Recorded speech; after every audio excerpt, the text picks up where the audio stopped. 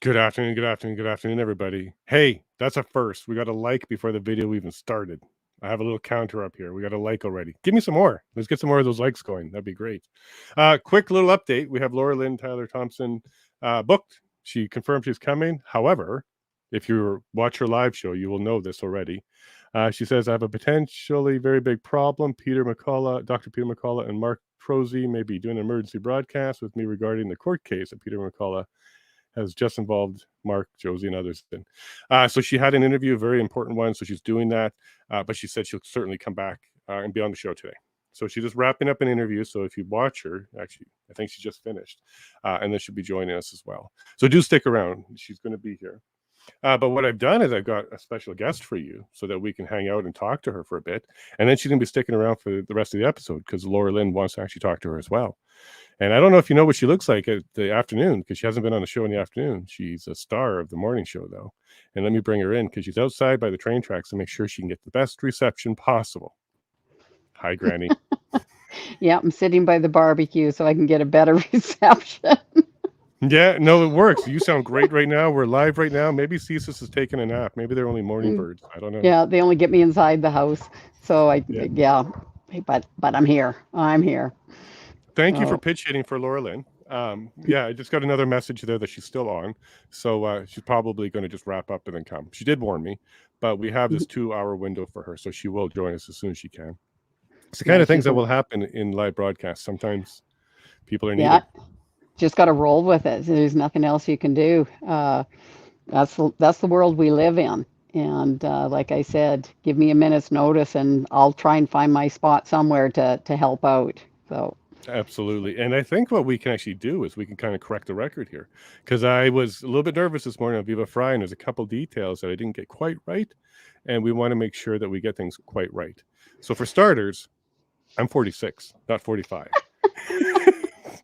I got my own age wrong. that's what happens when you're nervous. Is like all of a sudden they put you on Yeah. the spot and you go, "What? My age?" Yeah, that wasn't a question I had ready. I had a bunch of other stuff ready just in case it came up, but no, my age wasn't one of them. So the last number in my head was 45. 45 came out. And then I had to fact check myself. Turns out I'm 46. That's hilarious. Yeah, well, that happens. That happens. I wouldn't say the word nervous because I wasn't feeling physically nervous or anything like that, but I definitely was very excited to try and get all the information out Yes. I could. Well, exactly. When you've got everything rattling through your head and everything you want to try and get out there, that happens sometimes when I go up on stage because I never prepare anything. Like I just go. And then all of a sudden you're going, okay, and you're trying to go by memory. What do I want to get out there? What do I want to get out there? It's gotten easier, but the age thing would have made me go, um, Maybe the 2 plus the 1. Yeah, I mean, it caught me off guard. I thought you said you were going into childhood. Is that the train? Is that a train? somebody started a whippersnapper. I swear, this is thesis. They're doing what they can, Granny. Oh Like, my God. I can't win. It's like no, nowhere I go. Oh my God. well, Okay, you I'll just stand here and hope for the for sure. best. I'm literally in a closet in the front entrance now. Oh my Oh God. my, we're gonna have you come out of the closet and tell us some new news or something. My Okay. goodness, Well, we'll see what happens. I'll just kind of sit here and hope I'm close enough. Okay. We still sound okay? you're looking good, sounding good. Yes, Okay. okay. For now, for now, Oh my until they gosh, find that was, something else. oh my Yesterday, gosh. my guest was on, and we were right in the middle of very deep conspiracy theory type conversations, like really deep. And then he goes at just one point, and then just the whole screen goes black. It's gone. And then I can't tweet him. I can't message him. What turns out happened is his power for his house went. So he, he goes running to some other studio or something. Like you told me, like it took about a good 10 minutes for him to show back up. He's like, I have to run to another studio to get back on. I'm like, Oh my CSIS is gosh. really trying hard, aren't they? Yeah, get our tinfoil hats out. Oh my gosh, that was just way too funny. I thought, seriously? Okay. Yeah, we'll see what happens now. You should just stay away from lightning clouds, like stay away from Hmm. thunderstorms. Hmm. Yeah, for sure. Exactly, exactly. But no, thanks for pitch hitting here and coming at last minute to join me on here because I wanted to correct some of those errors, and I'll do it again Yeah. with Viva the next time I'm on with him. And Clyde Do Something reached out to us, and I'll be on his show after this interview. So I'll make sure that I also get the facts straight on that. Isn't it funny? Somebody sent me a message about him. They said, you need to reach out to Clyde. And they bought him a keychain and they said, send him this keychain with a little note about who you are. And I thought, and then you said you're going on there tonight. And I actually am mailing that today. And I'm going, small world. For sure. You can redirect that keychain to me now. That's what we can do with that. No, that's wonderful. You send it to him. I'm sure he'll love it. But I have been talking to him a little bit for the last month or so. He's very busy. He's a very busy gentleman. And my time slots and his time slots don't really line up well enough for him to be on. But we'll correct that. I think he's going to come on my afternoon show soon. But the last week, I said, hey, look, we got the Newsweek article. Hey, look, I'm going on Viva. Hey, look, I was on Viva. Now he says, yeah, be on my show too now. So there we go. That's kind of how that works out. Yeah, I'm going to watch that tonight. I try to watch everybody. But as I sit and make keychains, I've got time to listen to all these videos. That's fair enough. The good audio in the background for sure. It is. It's good. It's good. No. I'm going to catch up on some on the drive down to Lethbridge. We leave tomorrow, so we'll be done. I do that too. When I'm driving, I'm listening. I got 8-hour drive tomorrow. I'm going to go out and see my mom. So it's 4 hours there and 4 hours back. So I'll be listening to a few audios tomorrow. Very good. Very good. And where are you coming from? You're coming from the north as well? No, I'm at Penhold still. I'm still here. That's why I'm not in my house. So I'm in Penhold, and then I'll be going out to Kindersley to see my mom. So okay, very good. It's very a little good. bit of a drive. Yeah, and worth it. We changed all our plans, so we're not bringing a trailer anymore. We're taking a car. Oh, okay. Yeah, the city doesn't allow accommodations for the trailer. Hi, Laura-Lynn. Hi. There we go. Hey. Wow. No time at all, and I'm on. No. Sorry. I should have let you. Yeah. That's okay. Common Hi, courtesy is Granny. out the door today. Hi, Laura-Lynn. Hi. Good to see you. Yes, I'm good to sorry see if you I again. missed the update. Is everything okay? Well, we can certainly give you the update. Go ahead, Granny. What am I updating on? Because between whippersnippers and everything else, I don't know what's going on. Well, how's the guys doing? How's the guys? Okay. Yeah. No, the guys are they're holding their own. Honestly, Laura-Lynn, these guys are amazing. Yep. Like, Tony, you talked to Tony quite a bit there. So Tony just got locked. Okay, the host is unmuted. You're good. Okay. You're good. So anyhow, Tony, as you know, is locked down 22 hours out of 24 right now. But he lucked out and he got a cleaning job. So he's just thrilled. He gets to get out of his cell and run around the jail and clean. But it gets him out and about. And so he's doing well. And Jerry, he's in a little bit of a different situation. He's 22 hours out of 24 lockdown. He's got no TV. He does have an iPad. Hopefully he gets the iPad a little more. He's literally living in a box, and when he gets out, he's in a little hallway. These places are just horrible. And then Chris and Chris are doing well. They're still in the regular part of the jail. And is it just Tony you've talked with, Laura-Lynn, or have you talked with anybody else? I've talked to Chris and Tony now. Yeah. Yeah, we'll have to get the rest of them to talk to you too. They're all wonderful, man. They're all have their different personalities, but they're all wonderful. One day, Laura-Lynn, they'll be out and they're going to come and give you a big hug for helping them, because you've been a trooper from the start. You've been in their corner, so they thank you for that. And we look forward to that day being very sudden and swift and done. Yeah. And that they're set free from there. Yeah, exactly. But I know you guys have got a show, so I can let you guys do your show, and you can. Well, actually, we wanted to do 1 hour of Coots coverage first, and then I can do an hour of interview, if that's still cool with you, Granny. Okay. Yeah, no, it's up to you. I just don't want to, cramp your guys' style. So let me just check, Tony. Would that mean that I would be on here for 2 hours? Well, my name's Jason, but yes, that's the normal. Sorry, we were just no talking problem. about Tony. Of course. Yes. Because Tony can't answer that question, so I'll step in for him. Right. It is 2 hours, but if you have to run and it runs too long for you, don't worry, we can let you go. Okay. It Can you is make bail though? Is the question here. Shall we give you bail and let you out? I don't know. no. Yeah, no, I can definitely be here. I can definitely be here for a while, and it's awesome to talk to Granny. I've had like unexpected things happening today, and so that was the thing. I do remember now, sort of, Jason, that you had said that it was it's quite an afternoon that you put in. So I'll do my best, okay? But Not a yeah, problem. all I do right. appreciate your time here for sure, and You're the attention. welcome. Yeah. So what I'm going to do is we're going to kind of ad hoc this interview to be more around with Granny, the Coots, and then we'll do about maybe half an hour with Granny, and then half an hour with you, and then we'll see what your time is like after that. That'd be Um, great.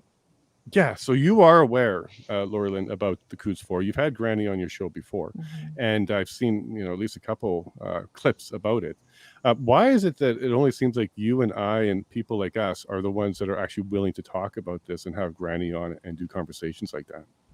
I'm not sure, and maybe Granny can tell us more about why that is. But why isn't everyone talking about it? I know, once in a while you'll hear a little tiny bit, but I'm just sick about it because 4 men are in prison every single day. They're, as Granny explained, they're not even just. And you should tell us this. Like, it's not like regular jail where you get a lot of stuff. Like Correct. it's a little easier. It's like a holding cell, and they're It's just purgatory. stuck in limbo, in purgatory for this Mm-hmm. long time. And she could explain that better. Sure, let's go to Granny on that one. So Granny, go ahead and tell us how a prison is an upgrade for these men. Yeah, it is. People hear remand jail. No, this is a place you're supposed to transition. You go in and you transition out. So there's not a whole lot of things to do. They do have a small gym. Chris was going there at 1:30, but it's nothing grand. His knees they gave him the wrong injections for his knees, so his knees This is are Chris sore Isaac. again. Yes. Yeah, Chris Lysick. And so he likes to walk to try and get some exercise because he says he's putting on bad weight now. He was a very buff, muscular man. He took very good care of himself. And now he feels like he's getting flabby. So he's trying to move and do stuff. Well, they're not even allowed outside. And where they are allowed outside, it's a concrete jungle. Like there's a whole courtyard there with grass, but they're not allowed out in it. That part I don't understand. And then the nutrition that they get it's not a good standard. I did put a call out to have people getting a hold of different like Alberta Health Services and Health Canada and start complaining about the inhumane standards that these men are up against. And guess what?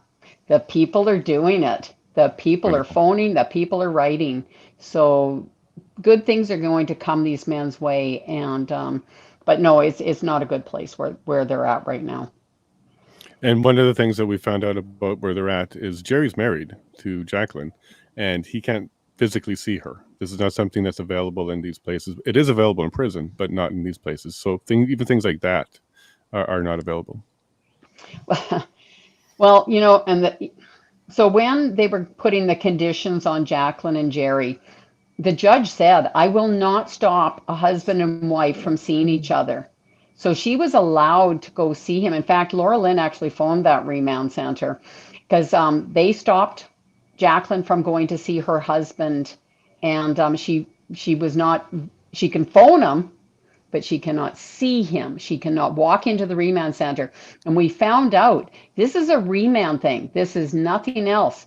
Like Jerry, you can't put money on his account Yes, correct. online like the other ones. You have cash only. And I phoned and I asked Synergy because that's the phone company. And then they said, no, it's not us. It's the remand. So I phoned the remand and asked them, and they got a little tongue tied. And then they were going to put me onto the manager. Yeah, I got put on hold and was never put back on Right. a line again.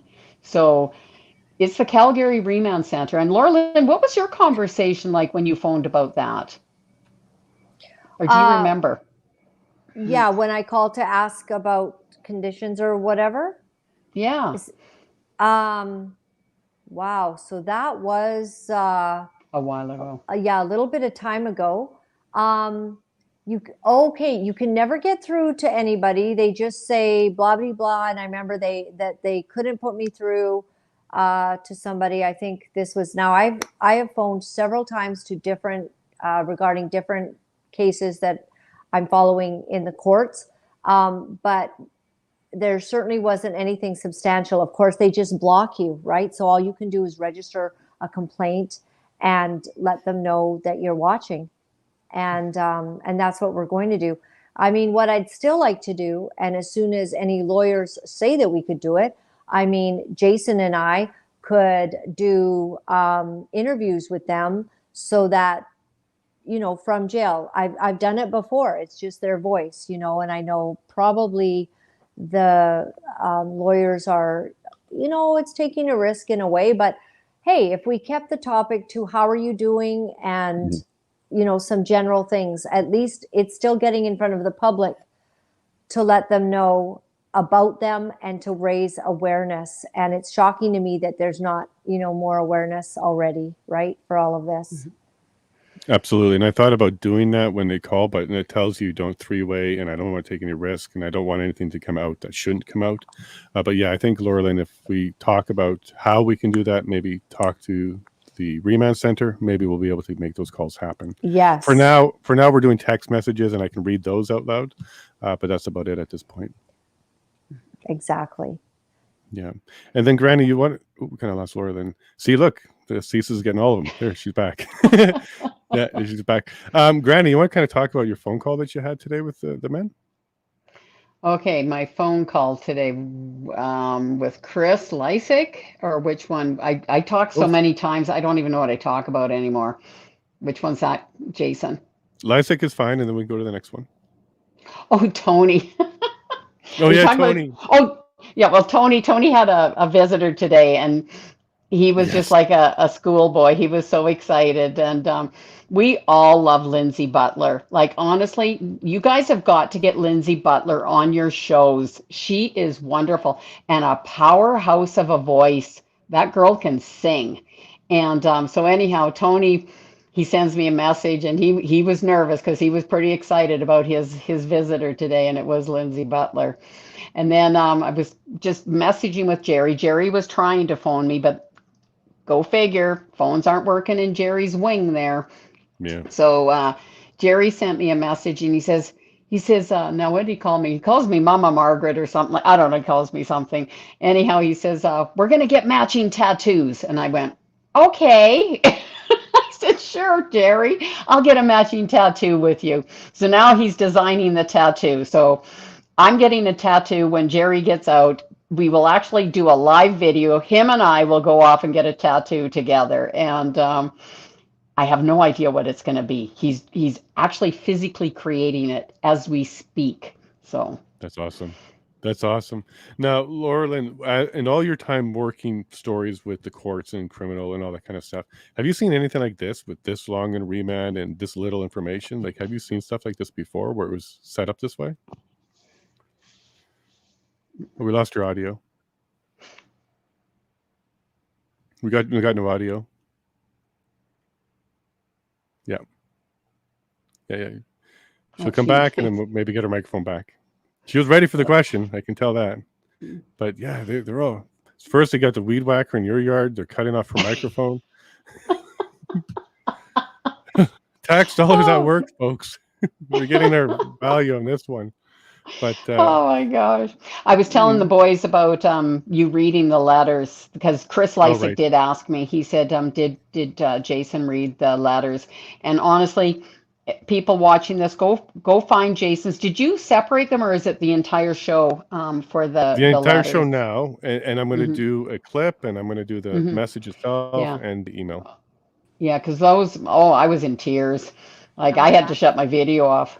Oh, there she is. Oh, that's why you shut it off. I thought that was Cisa's again. Oh, I had to. So I was crying. It was they're beautiful. Emotional. They're beautiful. Yeah, they're beautiful writers, all four of them. Yeah, exactly. Yeah. So sorry, did you catch the question I had there, Laura-Lynn? Yeah, I did. I think what happens is, like, I do have my phone on Do Not Disturb, which is really weird how, you know, when you put your phone on Do Not Disturb, like, no one's allowed to call you.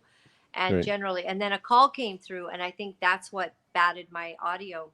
out. Oh, it took So over the microphone or something. yeah, it kind of made, yeah. So what I was saying is, well, look at Pastor Archer Pawlowski Right. and how they mistreated him and they kept him in solitary confinement and didn't, weren't kind to him. That's pretty much, I think, the worst case that I've ever seen. But there's also that gentleman. Now, what is his name? So years ago, like he was fighting the LGBTQ naked people in the parades. So he stuffed scriptures inside condoms and he gave them out. Do you guys know who I mean? So, Well, we'll anyways, have he to had to go chat. to Chat, jail. if you know, put it in there. Yeah. Yeah. So this guy was a very unique guy, and so he put like these scriptures inside condoms, and then he went and he gave them out everywhere, and so it was he just created all kinds of havoc, and he really went up against a local calls himself a female, and he's now apparently the mother of two. He's their dad, but so he went up against some of these codgers that are very difficult and activists. And so he had court cases and whatnot. And he was in jail at one point. And I remember, so this was the most prominent time when I called in and hopefully did make a difference because they hadn't fed him. He was not in good conditions at all. And I called and I said, I want to speak to the warden. And I got through to a higher level at that time. And I just said, I just want you to know I'll be reporting on this. And we are going to be talking to him when we can about the kind of treatment and the inhumane treatment that you are giving him right now. It is my understanding he has not had food and water, and that better happen right away. And he was in solitary, and then they did move him, I believe, that evening.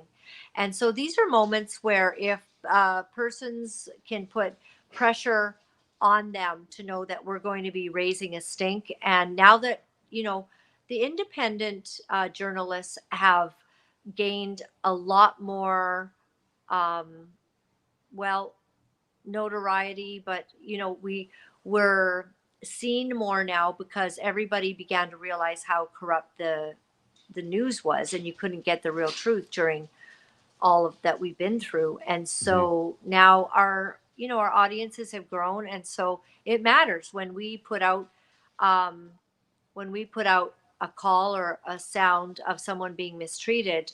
By nightfall, at least 20,000 people have seen that, and then they're sharing it everywhere. And Yeah. if you get momentum going, then you have, a couple 100,000. And if you really get a good tweet or something, then you've maybe got a couple million that are seeing it on Twitter.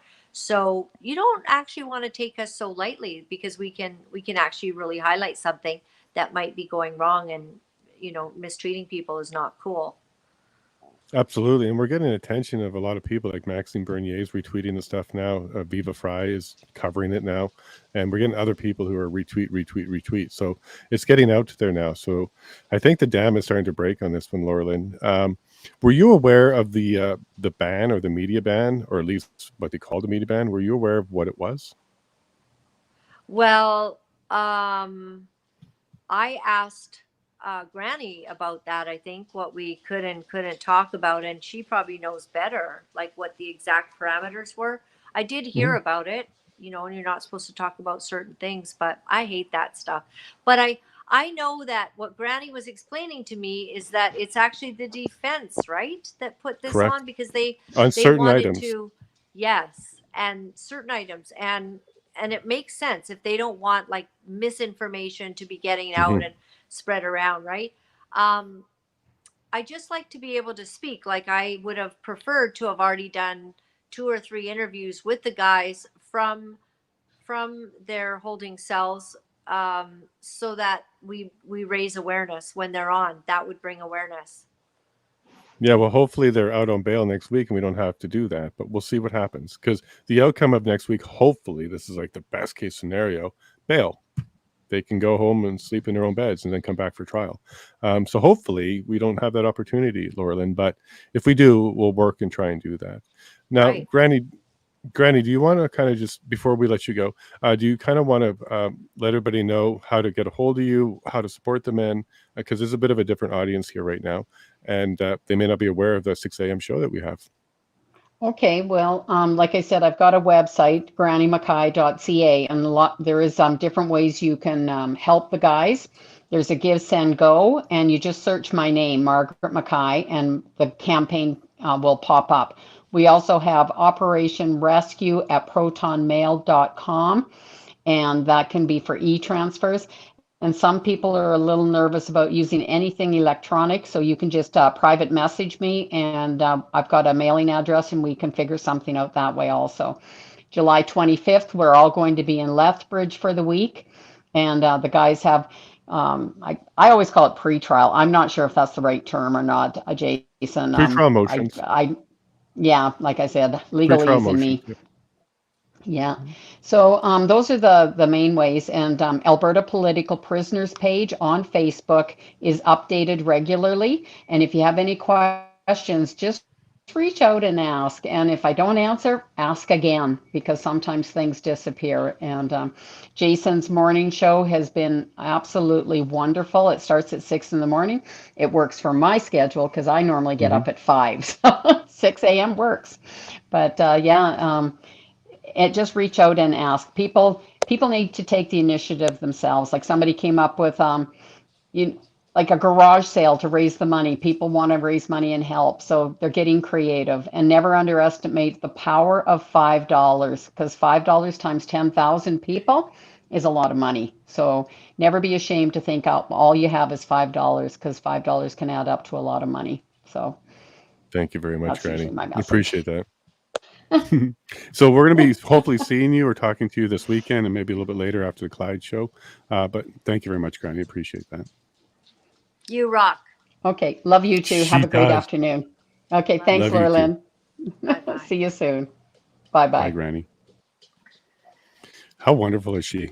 How She wonderful is is. she? I mean, if you're ever like, wrongfully imprisoned, you want to have that lady on your side, right? What she's done for all of them is just absolutely phenomenal. So, just No, for terrific. It sure. really is. Yeah. And they are lucky, whether they realize it or not, they are lucky that she came around, Yes. because without somebody like Granny who's spending their time to do this, how are we going to know? Especially when there's a ban or a perceived ban and nobody's talking about it. How are we going to get this information out? Yes.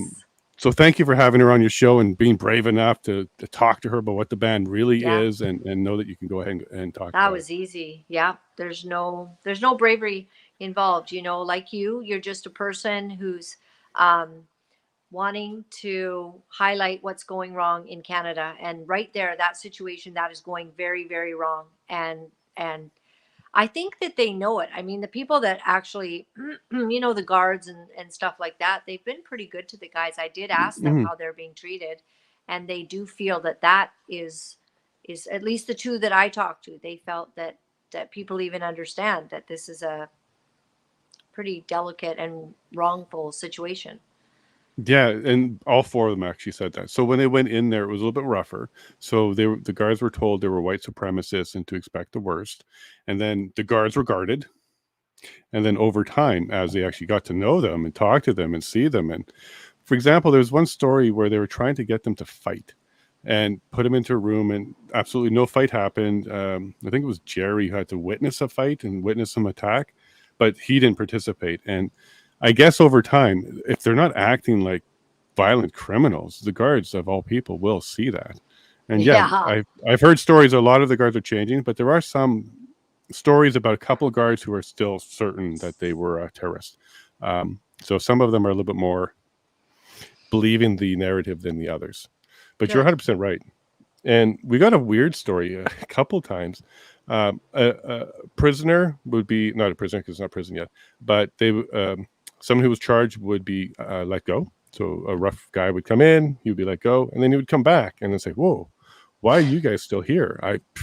Call my lawyer, $5,000 will get you out." No, not these guys. There's nothing normal about these four guys, and even the bad guys out there are like, "Ooh, this isn't right. This is not how this normally works. So yeah, I think that speaks volumes when guards and inmates are also confused on what's going on with these 4 men. Now, when you talk to them, did you talk to the solitary confinement and how they're dealing with that? Yeah, when I talked to them, I did. And one of them did indicate that, I don't know if it was the warden or somebody pretty high up had said, we were all kind of concerned about you when you came in, but it's kind of proven to be like you're just nice, regular guys. And, Chris has been like having like Bible studies all the time. Yeah, Chris Carpert. Yeah. Yeah. He And might become a that's pastor. He's looking into that. right. That's awesome. I mean, that's not exactly standard terrorist acts, even terrorists. I mean, they don't want to pretend to be, even to try to get off on something. They're not going to do Bible studies for days on end till it's the longest No. running Bible study of all time, right? Maybe they'll try that for 3 days or something, and then their cover will be blown because they can't, hold it up or whatever, right? But so they I was always encouraged, like Tony as well, like nicest guy. You've probably talked to him too, Oh, yeah. Jason, have you? Yeah. And these guys are just fantastic. Like they almost don't want you to, they want to make sure that they're okay, and Hmm. not to feel sorry for them or anything. But yeah, there is really tough days actually when it feels like, when exactly will this end? Like, no, they thought they'd be out in 2 to 3 days, Correct. and even the next day, and then they're still there 500 days later. This is ridiculous. So unbelievable. Like, that's why I feel that we've lost our way in Canada and that we're seized. The judicial system is done. The political system is done. The education system, like, we have a very big problem. Most people don't realize we have this problem, and they think that somehow we can, I don't know, latte our way out of it and just keep doing what we've always done. No, something's very, very wrong. You can't say that a man can't be a woman without getting in trouble. I just had my show today, and a fellow came on from the Christian Heritage Party, and he was saying that they just wanted to put up on a bus stop, woman, a biological female, and they're not allowed to put this kind of ad up in a bus stop. Like, they're going to pay like everyone else. Well, you could probably put up in a bus stop people Hmm. with their pink and purple hair, um, talking about their, gender queer persona, and that would probably be an acceptable thing to put up in a bus stop. But in Canada, if you want to say the scientific reality that a man is a man and a woman is a woman, and that's based on biology, then apparently they're not going to let you put an ad up saying Right. that. So it's really serious. And then there's also this situation with Art Lucier, and so he's a pastor from Kelowna area, and he does these big conferences where whenever he goes, a couple thousand people show up and they have church, right? He goes to Mm. Saskatchewan or Manitoba. So he went to do one in Quebec, and he rented the venue and he put his money down. And then the venue, as soon as they got posters out, the venue was called by the government and told that they were not permitted to rent to them. So the government said, you may not rent a public facility because you are pro-life. So But how does the government have any right there? Are they threatening with a I fine? Like, which do not statute does it give them know. that power? I And do what not department's know how calling? you get to put down millions and millions of Canadians are actually pro-life. It might be to different degrees, but most people who are even pro-life do not believe that you should abort a late-term child or that you should Correct. have sex selection abortion. The majority of Canadians fall on the line of the protection of life. And there's a good chunk that think that that's right at conception, such as myself, but many, many more people than that. Because I remember talking to somebody who was pro-choice, and they were in the PPC. So I'm Okay. running as a candidate, and I'm putting forward my bill to end late term abortion. And they, they they were mad that I was, bringing this issue up. And I said, well, do you think it's okay to abort a baby at 6 months? They said, well, of course not. Right. And then I said, well, then aren't we kind of on the same page about this? Correct. Late Well, term. yeah, yeah, we are. And what it highlighted was that most people don't know that Canada doesn't even have a law to protect Correct. one child Correct. in We the have no womb laws at till all they're born. for this. None. Yeah. Yep. And So that's why that gender selection highlighted. is one of the things that are happening. People are selecting abortion based on gender. Yeah. People don't It's know that. wrong. Like when I bring it to their attention, about 80% of people know that Canadians can abort all the way to late term, but 20% had no clue. And basically 40% had no clue that gender selection was one of the reasons it was being done. They're appalled by that one when they find out. That it is shocking. I mean, just such disregard for an incredible life. Like, just think of it. Celine Dion could have been aborted, right? Like, incredible leaders. You know, Justin Trudeau could have been aborted. Pierre Poilievre, shockingly, could have very most certainly been aborted because he was adopted. So obviously his mom got pregnant under some Sure. difficult circumstances, and she chose to have him. And Mhm. yet Pierre Poilievre is proving to be a very sad and sorry coward with respect to the preservation of life, even Yep. though that's a conservative value and has traditionally always been. Stephen Harper at least purported somewhat to be pro-life, but I also had Rob Anders on today, and he said he never really saw it. He didn't see it in his actions and even in his speech that he would not really declare himself pro-life. But in my circles, I remember when Stephen Harper was becoming the guy that we should vote for, that was all the buzz. Oh, he's pro-life, vote for him, vote for him. And so it's interesting that, Canada has become a place where we just simply do not seem to be able to talk about the protection of life. We could talk about not harming small baby seals. Right. And people would be outraged that anything like that would happen. But if you want to discuss how you literally rip apart a fetus and pull that baby limb by limb outside of the womb, well, then somehow you're the hideous person for bringing that up, That's And I just think that we've lost our soul. And like, do you hear yourself? That's what I've said to people. Do you hear yourself? How upset you are that people want to just simply protect little tiny human beings. and And it's it's sad. shocking. And then It once they're is. born, so we had laws in here for a while because culturally there was a thing called gender mutilation. There was certain cultures that would Oh, yeah. cause, they would do a snip for young ladies Yeah. or girls. And we have a law against that. We say you can't do that here in Canada, Yeah. except we passed C4 unanimously. And Bill C4 is exactly that. It allows people to go through gender transition and have no counseling back to birth gender. It's against the law. It's part of that conversion therapy, they call it. And we had a unanimous support on that. All conservatives, everybody was on that one. And that is gender mutilation of children if you allow a child to go ahead and have bottom surgery of any type. So what's going on here? Like, why is it not okay if it's a religious-based cultural thing, but it's totally okay if it's a child's choice? What's going on here? Oh, it's a very dark world, actually, that we've come to. It's a very, very dark world. We played a clip of Glenn Beck today Okay. on how Fox News matches your donations to, first of all, Planned Parenthood, and then another organization that is pro gender transitioning of minors.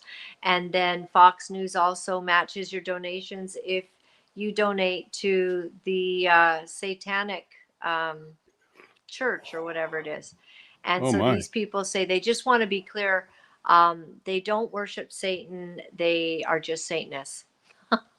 I don't know what that means. What's the difference? Let's split that hair. What's the difference then? I don't I know. don't get it. We're not Yeah, supposed to know, Laura-Lynn. We're not I supposed to know. know.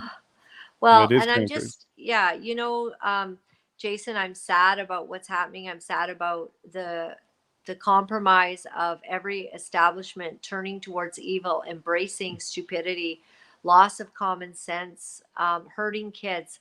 Because when you allow a teenager to make such a life-altering decision, you are literally abusing them. Because how many of us had no flipping clue what we wanted or who we were, until, I mean, I didn't figure out I wanted to be in television till I was 33, and that was after like a major call from God and some real, side road excursions in my life that, Hmm. I have wish I had never gone on, but I did. And um, you don't know who you are until you get a bit older and you've had some mistakes and some life lessons under your belt, and then you say, "Oh, this is who I am." But if you've got kids that are confused and they've got, like, we've got a lot of divorces happening, so we have a lot of single parents. We have homes that might have vulnerable kids in them. And when those kids, and especially maybe kids that are struggling with another, mental health problem, maybe like autism or something like that. And these are vulnerable kids. And then you've got a teacher, an activist teacher that's, boldly telling them in all these books, telling them that they can change their gender. Well, of course, Right. uh, they're accepting it. And so we just have a very sick world, and I don't understand what's going on with all the books that are in the schools either. I don't know if you've done any shows on this, Jason, but it's absolutely disturbing. Like, I've seen these pictures. You would not want to show these pictures to your grandmother. It's appalling, it's disturbing, it's a it's grooming, right? Hmm. And you're sexualizing children, showing them these pictures, like drawn pictures of naked males having sex. Like, nobody needs to see this. And least of all, our young people. And so what's shocking to me is that there's all of these amazing elderly people that are school trustees now. A lot of people who run to be a school board trustee, they're kind of older in life, and they can give back, because it does take a certain amount of time to be able to do that. Or, you know, they want to participate. But I guess the shock is, when you see that even older school board trustees, who you think, oh, that's like my mom, that's like somebody that's got good values from the olden days. And they will literally look at these pictures, or they will read the most vile perversion being read out loud by these books, and they are saying, oh no, it's fine, everybody needs to have their representation. And it's like, who needed representation on all this gross sexuality? Like, when did that become a thing that we have to have representation on that? No. Like, this is just abhorrent. and Hmm. and now something very bad has happened, where no one has the courage to stand up, because there's from the top, I believe that there's pressure that's come in from the top. And either the top guys, they get paid or bullied, bribed, blackmailed, something happens, they get them, and then the pressure goes downward. And you don't quite know why your principal or those that govern the school would rather have these books that are pedophilic and completely propagandizing children into early sexual activity and or LGBTQ indoctrination. But you don't know why they want those books, but you have this feeling that you better not stand against that, or maybe you're losing your position, or we're going to shame you publicly, right? Correct. And people don't have the guts to stand up to it. So I've had enough of all that. I am fed right up. Like, you want to go after our children, then you are going to have to deal with the mama bears in this nation. And we will stand in the gap. We will speak loudly and firmly. We will expose you. We will show you. We will question you. And I actually think that what needs to happen now is that teachers need to be sued personally, because Oh wow. they are the ones that are implementing this wrongful conduct on children. It is illegal to speak to a child about these things, to show them pictures of these things. It is against the Criminal Code of Canada. Actually, you really Yes. cannot speak to children this way. And so we need to start taking a few teachers um, to course. And our children seem to have cell phones, and that's another bee in my bonnet. But if they do, then ask your children to start recording when the teachers are Yeah. talking, and make Collect the sure that you're evidence. getting recordings. Yep. And then we have to sue them. That's what has to happen personally, and it needs to cost them their home, their livelihood, everything they have. Yes, we can sue them, and we can also look at private prosecutions in Canada. So we can put together criminal charges and bring it to the Crown without the police Yes. involvement. This is something Yes. we can do in Canada. It's very difficult, and it's not very effective sometimes, but if there's multiple on an incident or a school and they're all coming into the Crown, it can be hard to ignore that. And I actually think we need to do something like publish those.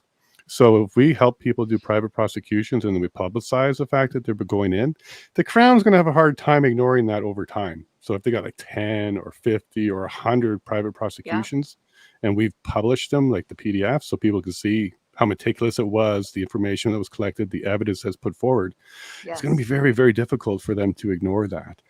So I think we need to do something around that.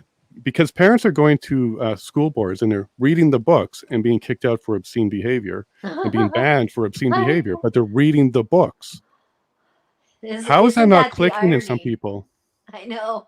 It's not. It's too obscene for an adult crowd, but yet it's fine for the children.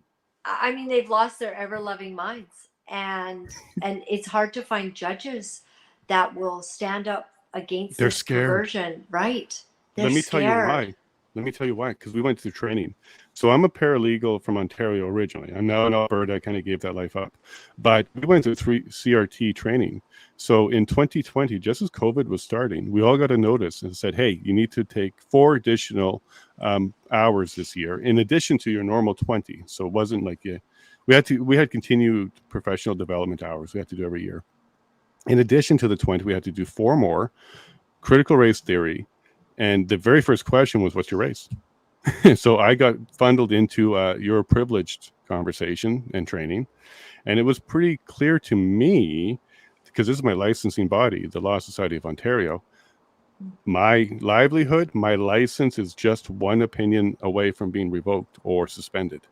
And if it's related to not, and it was so weird how they were describing it to me, because they were telling us, lawyers and paralegals, to respect the other side based on race and to conduct yourself differently based on race, with more respect based on race if it's BIPOC.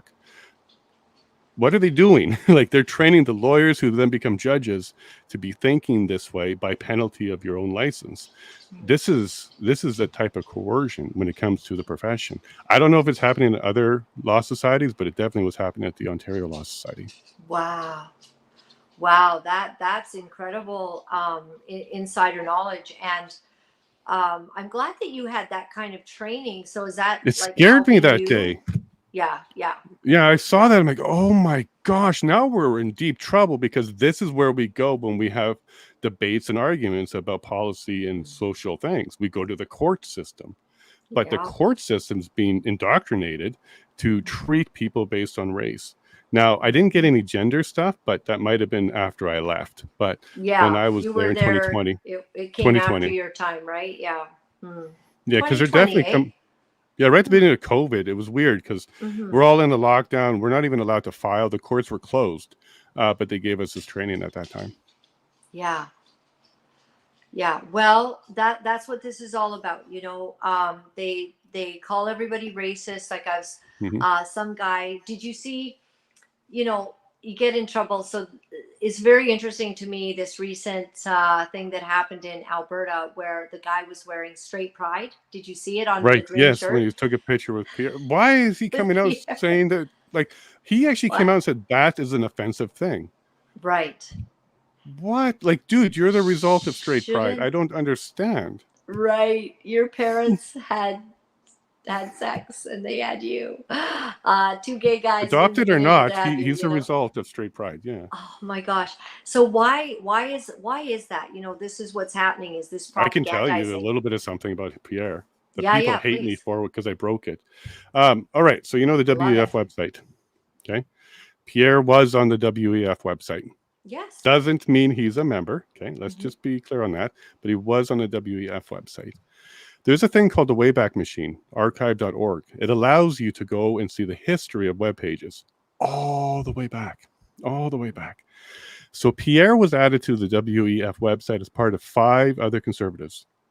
Can't remember all their names, but he was in a group of 5 that was put on April 1st, 2020. Was it 2020? Yeah, because 2022 he came off. So 2020, he goes on to WF website with 5 other people the same day, all conservatives. Time goes on. He now is starting to become the leader, the potential leader. Then in February 2022, like the convoy stuff around that time, he's removed. A week later, Andrew Scheer is removed. Andrew Scheer has been on that website since 2019. So he's been on there for quite some time. So a week after Pierre, the time that Pierre announces he's now the leader, or he won, or whatever, whoever selected him or whatever, he comes off the WF website, not the other 4 that he went on with, just him out of that group of 5. A week later, Andrew Scheer, he comes down. Now, and then Pierre's asked about this. His response was, well, I just had my people call up and had me removed because I have nothing to do with them. Okay, let's let that statement stand on his face. Trudeau, Freeland, Singh, they're also on the WF website. Doesn't look good, but let's pretend for a second that Pierre's telling the truth and they just randomly put people on. Maybe they're looking at people that are potential leaders or whatever. Let's pretend that's true, face value. Pierre's got a phone number that can get him taken off. And he called it a second time to get Andrew off. He didn't call it to get the other 4 off or any of the other conservatives that are on there, because there's other ones too. And Trudeau doesn't have the phone number, and Freeland doesn't have the phone number. Or it just looks bad, so they removed him. And that's Wayback Machine. I did a video on it. I screenshot. I did all that. Fantastic. This is exciting to me, because what it seems to me like is in 2020, they've selected 5 conservative potential leaders. He ended up being the one that came out of that group of 5, and now they're cleaning up the WEF website association. That's all I have on his interactions with them, because I'm a globalist investigator. I don't like these guys. But that's what I know about that. But Andrew Scheer coming off after like 3 years on the website, right after he was announced to be part of the cabinet. I forgot that part. So Pierre came out, he announced his cabinet, Andrew's in it. Andrew comes off the WEF website. But nobody else. They left the other conservatives up there. So I don't know how that works. Yeah, I'm just thinking of an article too that I recently saw. I'm just going to see if I can quickly, if it'll populate in my. Now, to everybody listening, this doesn't mean he's indoctrinated by WEF or anything like that. This isn't evidence of that, but this is evidence of being on the website, off the website, what dates, and it's odd. Why in 2020? I guess we were beginning to figure out. But it took a while for us to figure out who Klaus Schwab was. Like, it took a while for everybody to kind of go. Well, some of us have known about him for quite some time. But yeah, you're right. When his book came out, this one. And I want to highlight something about this book just so people know. It's self-printed on Amazon. Okay. Yep. But let me go tell you when it was printed. Okay. I believe it was March 2020. Is when this book was published, which puts it 3 months into COVID, but yet it's a full book about the COVID situation. So you've written books before? I have. I got one here that I wrote. You can't do this in 3 months. Sorry, my book's called Bearing Witness. It's about how society needs more witnesses and how we need to become better witnesses and record events and report events. Yes. I think this is what we're missing in society to fix things up, by the way. We are. And whistleblowers, look what happens to them. Yeah, in whole chapter States, on whistleblowers. Right. And that's why I think that we don't have more, is they're scared. But check out your, I like that. Check out the comments in your Twitter. Chat? My Twitter? Chat. Well, just in, and you'll see someone, that's me, put up so this is an alternate account for Twitter that I have. So, Okay. so I can. So it's on my comments? Because Of this show? Do you see it? Yeah. Do you see it there? Okay. I'm pulling it that up I pasted now. something, and it's beyond Narrative.ca. narrative.ca. Yeah. Yeah, So got it here. this had some really interesting stuff about Pierre, and my biggest concern regarding Pierre Poilievre is he's still first of all, he had a conversation with Mark Friesen and said that he didn't Yeah. know what the SDGs were. And Mark Pierre said that. Yeah, he didn't know Oh, what come the on. SDGs were. And he said, Mark's you not don't going to know let what get the away with that. sustainable development goals were? And he goes, nope. He goes, I got a policy. I have this video. Mark's got this video. It's like thousands and thousands of views. But Pierre says, nope, I have a policy. If I haven't read it, I don't Right. I remember show it. that. Yeah. Yeah, I remember I that. don't talk about it. And he's like, okay, but you've got to read that. Well, come to find out, he's voted on the SDGs several times. And in that article that I just sent to you, there's even a part about that, like in the, down lower in the article about his understanding about the SDGs and his compliance with UN agenda. Like he seems to be buying into the climate alarmism. He seems to be supporting the Paris Climate Accord. I haven't heard him not supporting it, and the conservatives do support that. And also the Global Compact on Migration. I mean, these are things that they can say, oh, well, it's not really, nobody's going to do all this or whatever. But it would be nice if if Pierre just had a little bit more savvy, or like, how can he say he doesn't know about the SDGs and yet he's voted on them? Like, that makes him look like a liar, actually, just like a blazing liar. Why would you lie about something like that? Why? Well, there's video of him as I would say the Minister of Finance or something like that, when he was doing that. Was he Minister of Finance at one point, Pierre? Or he was working on the finance? Under Harper. When he was under I Harper. think so. I think that There's a was video of his, him referencing the WEF global rankings for Canada back then. Yes. He's flat out as if they referring were to like it. the This the gold standard or something. right? Yeah. I He's saw like, that. what are you doing? I know. Like, do you know? I guess Yeah. he has enough understanding of who they are that he points to them as a standard. Right. So then this article that I show you, basically points to who he puts forward as his national campaign co-chairs, and it's Tim Upal and John Baird, who's a WEF John guy. Baird, for sure, Yeah, 100%. Senator He was also behind the mayor run, wasn't he? He was helping the mayor of Toronto run. He didn't win, but he was helping. Right.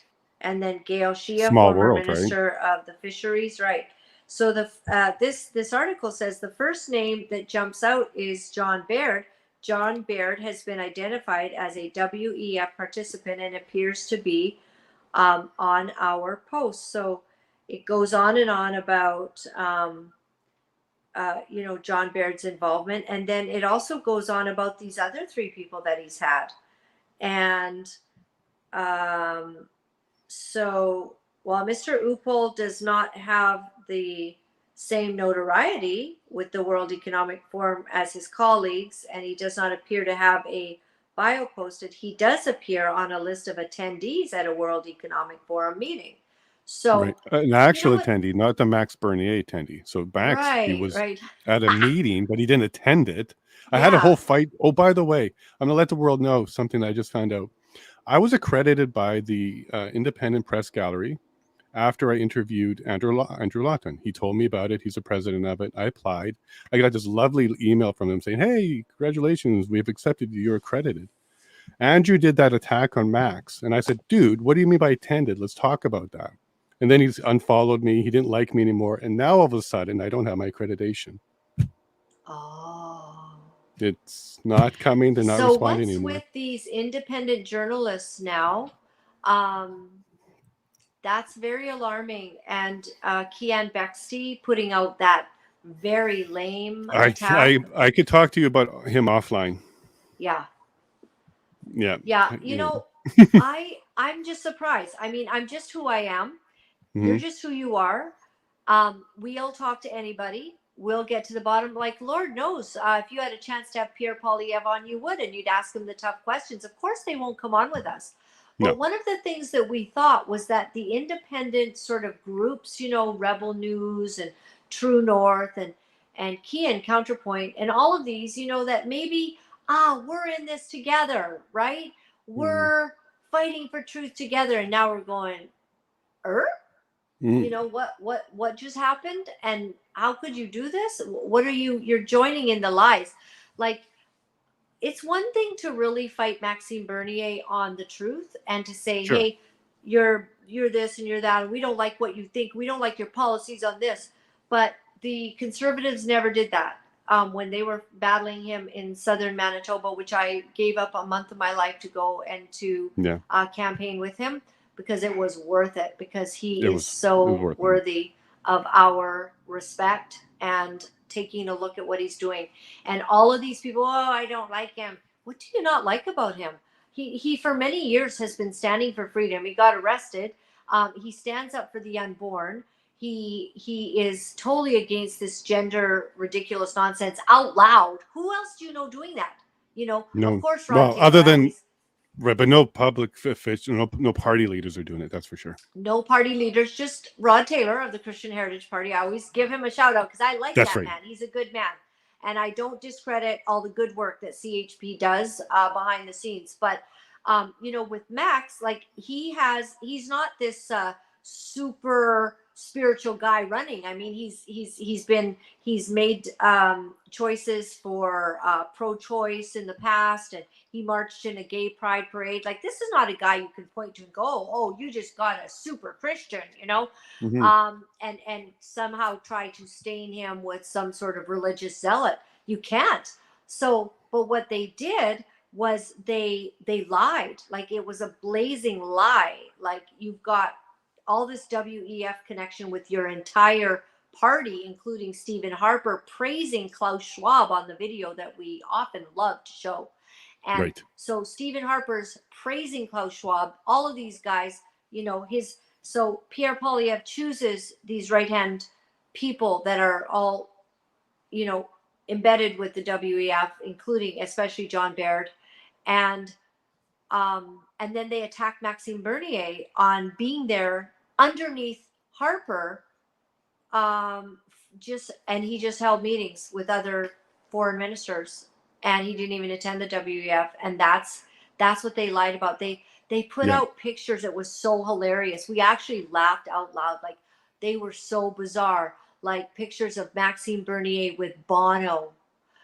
Ooh, Bono, who he met in the hotel lobby while he was there for a 3-minute shake hands, because, you know, the guy who was with Max was handling it, said, oh, that's Bono. Did you want to meet him? Went over to Bono. Hey, Bono, this is the Canadian, you know, Minister of Foreign Affairs. Did you want to meet him? Okay, let's have a handshake in the lobby. And suddenly that's the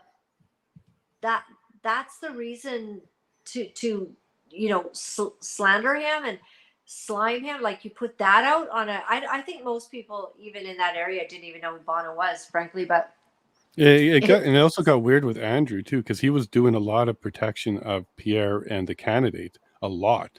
And if you go to my thread with him, you might really enjoy that entire encounter. By the way, you may want to search for that.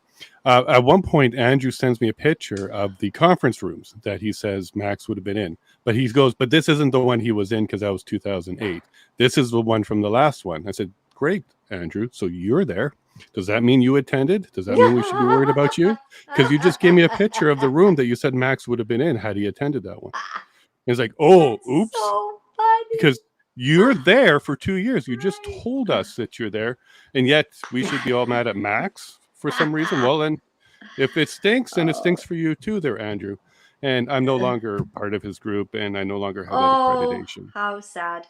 You know, these guys are all cowards. And That's a good word. And he also blamed me, and this is what he said publicly. So when you see this, I don't mind if you can support me on that, that'd be great. He blamed me of liking a fat joke is the reason why he says I deserve to be chastised by him, because I liked a fat joke. I want to be clear. I did not like a fat joke. There was no fat joke.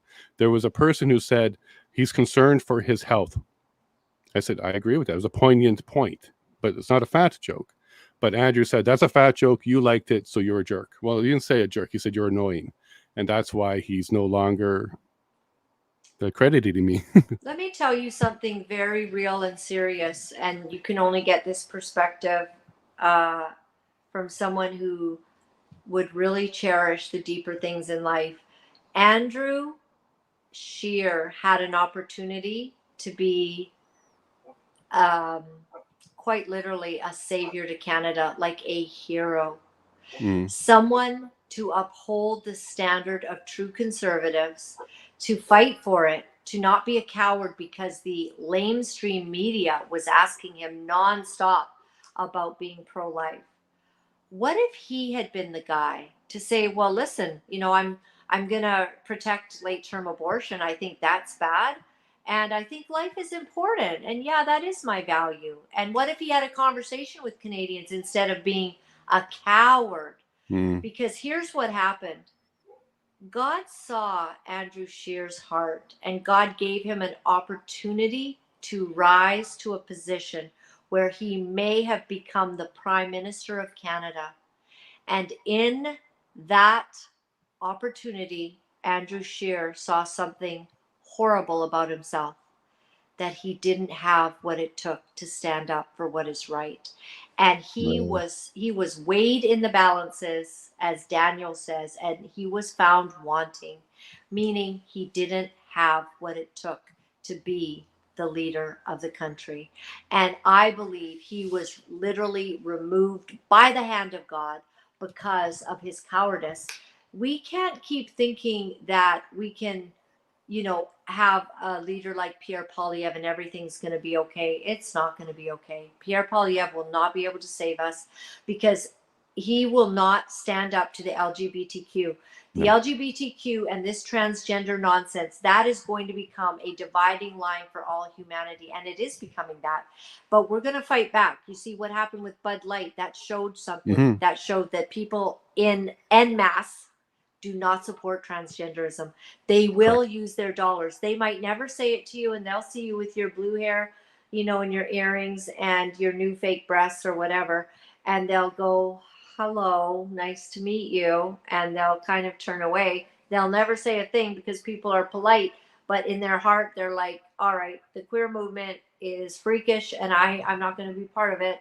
And then they will not use their money. Disney plummeting. Because they've taken an ideology and they're now trying to indoctrinate kids with their Disney movies. Like, it's just been a gross error on their part to have done this, a gross error. And so the problem is now going to be that Canada is embracing it so firmly. And the UN recently had an article, you may have seen it, Jason, but it said that they did a poll and that most people are basically over 50% are saying that your sexual orientation should trump your religious right to your beliefs. And what that meant to me is that we're moving closer and closer to this time where it's going to be like, if you don't think that people can be anything they want, then you're a bigot and a racist and a homophobe and a transphobe. So you don't get to have a bank account at our bank. And you don't get to shop at our nice little establishment anymore because your social credit score on your digital ID basically says that you are one of them. You do not stand for, everyone can fly their flag, even though actually I do think that we all largely are very freedom oriented. Like, if you want to be gay, lesbian, transsexual, pansexual, whatever that means, I don't know, and I'm not going to find out. But if you want to be any of that, you can just do that on your own time as an adult, and I don't need to know about it. Do it in your bedroom and just have your life and live it. And it's between you and God, and I'm not God. So God is God. 100%. God's great. If God you, is great. he is. If you don't know what pansexual is, that obviously means you haven't gone to school in Saskatchewan because they do teach that. They do teach that. I'm Swift not Current. So surprised. let me tell you the two stories that came out of there. Wow. One was a book that included the term fletching. I didn't know what that meant. Nobody should know what that means, but it's in that book. So I learned what it meant. It is horrible. Don't search it. You'll never be able to undo it. It's a horrible sexual act between two men to do with body fluids. Horrible. It's in there. That's one of the items that's in the book for the kids. Another issue was there was a straight pride, or straight and proud. I think it said straight and proud, not pride. Straight and proud poster that was put up, like an 8x11 paper. It had a grayscale flag, kind of similar to the rainbow flag, but grayscale. And a bunch of students at the high school signed it. So they are attributing and identifying as straight and proud. They all get pulled into the principal's office. RCMP shows up with guns, explains to them how it's a hate crime, and explains to them how they'll be charged next time. So identifying sexual orientation and identity can only go one way, according to this. You can't identify as straight and proud. Wow, exactly. See, and that's why Pierre Poilievre buying into all of this, and Premier Danielle Smith having to distance We themselves should from talk about her. straight pride. Oh, I'd love to tell you. You tell me what you think, because like the more and more that we see, there's just no courage there, and they've bought into this narrative. Something and I'm happened sorry, to her. I am proud to be Very straight. proud. I'm very proud of it. I love it. I don't have to be running around worried about sexually transmitted diseases. Right. I'm not having all kinds of problems physically because my bowels are giving out. I'm really happy about a life that has produced 3 beautiful children. Right. And they're the light of my life. And I'm grateful, for a wonderful husband. And I just love it. I love the life, the peaceful existence, and the beauty of a relationship. Well, let me tell you then about Danielle Smith. So when she was running for leadership, just getting warmed up, running for leadership, anti-WEF, we got to get them out of the healthcare system because there's a partnership there. And then somebody asked her a question about WEF, and she laughed like they were a joke. Like, this is something that should not be in Alberta, was the context of her response to that. Fast forward to the night of winning the leadership of the UCP. She's on stage talking about a whole bunch of things she's going to do.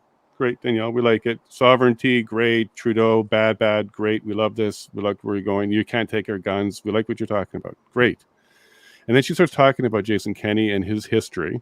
And I guess whether to be polite or whatnot, most people like to say, oh, and I like how they did this. This is one of the good things that I like. Well, she chose to say, I like his implementation of ESG scores. And my jaw dropped. I'm like, do you know what you just said?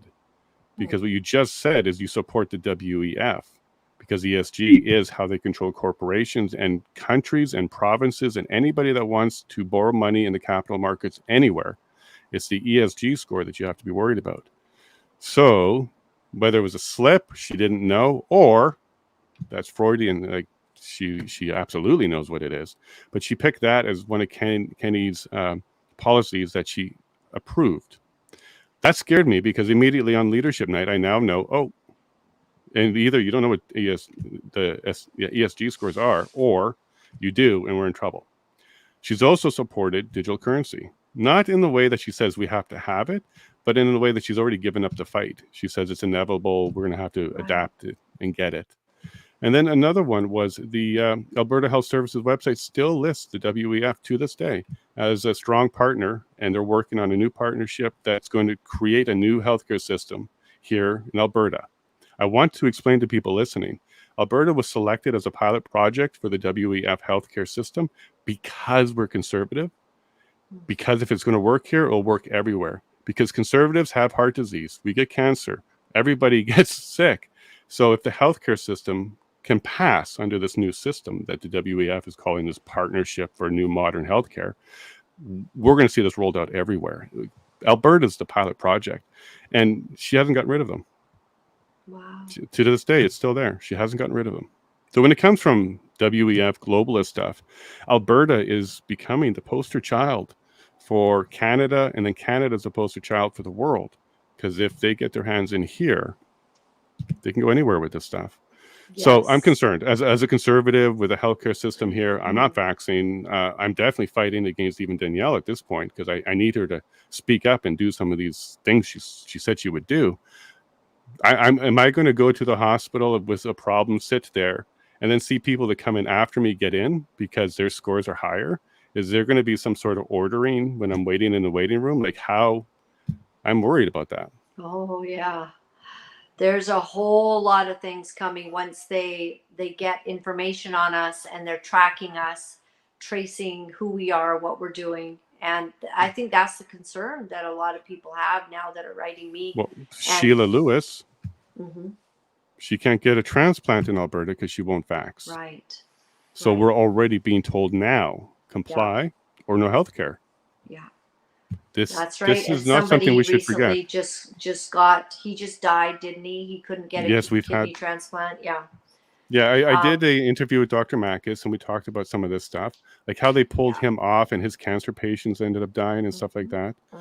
And then he did a speech in Drayton Valley just the other weekend, and it's shocking at how many deaths are happening on doctors, on young people, and we're just not talking about it. We're just ignoring it all.